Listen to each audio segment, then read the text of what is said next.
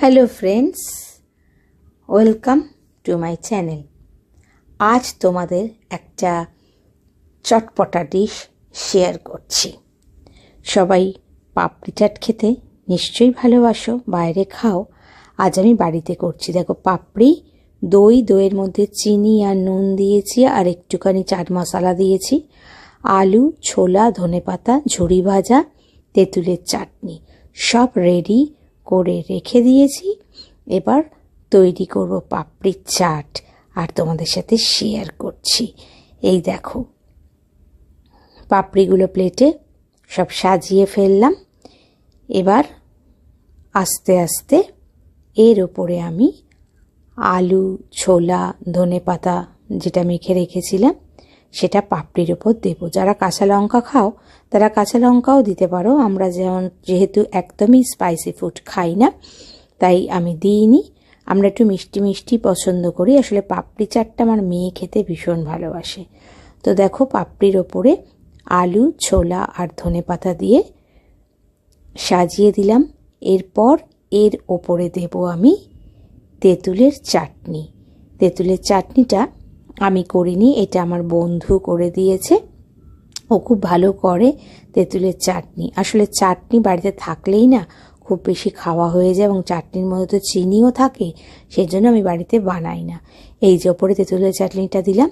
এবার এই যে দইটা আমার চিনি, নুন আর চাট মশলা দিয়ে রাখা ছিল, ওপরে এবারে আমি দইটাকে দিয়ে দিলাম। এবার আমি গার্নিশ করব এর ওপরে ঝুরি ভাজা দিয়ে। তো তোমাদের কেমন লাগে পাপড়ি চাট খেতে অবশ্যই আমাকে জানিও। শীতকালে কিন্তু ভালোই লাগে, গরমকালেও ভালো লাগে, তবে শীতকালে যেহেতু হজম হয়ে যায়, তো এটা শীতকালের পক্ষে ভালোই। যদি বাড়িতে তোমাদের বেদানা থাকে তাহলে বেদানাও দিতে পারো, ভালোই লাগে।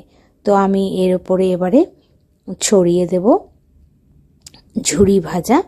আর যারা চাও তারা লঙ্কার গুঁড়ো বা কাঁচা লঙ্কা কুচিও এর মধ্যে দিতে পারো। তো আমি এর মধ্যে দিয়ে দিচ্ছি। দেখো, তেঁতুলের চাটনির পর এর মধ্যে আমি দিচ্ছি তেঁতুলের চাটনিটা একটু বেশি করেই দিয়েছি, কেন এটা মিষ্টি। টক হলে কিন্তু অ্যাসিড হয়ে যাবে, যেহেতু দইয়ের মধ্যে দেওয়া হচ্ছে, সেই জন্য। তো তেঁতুলের চাটনি তোমরা যদি মনে করো খাবে না, তাহলে নাও দিতে পারো, তার বদলে তোমরা দিতে পারো টমেটো সস। এবার আমি ঝুরি ভাজা এর ওপরে দিয়ে দিলাম।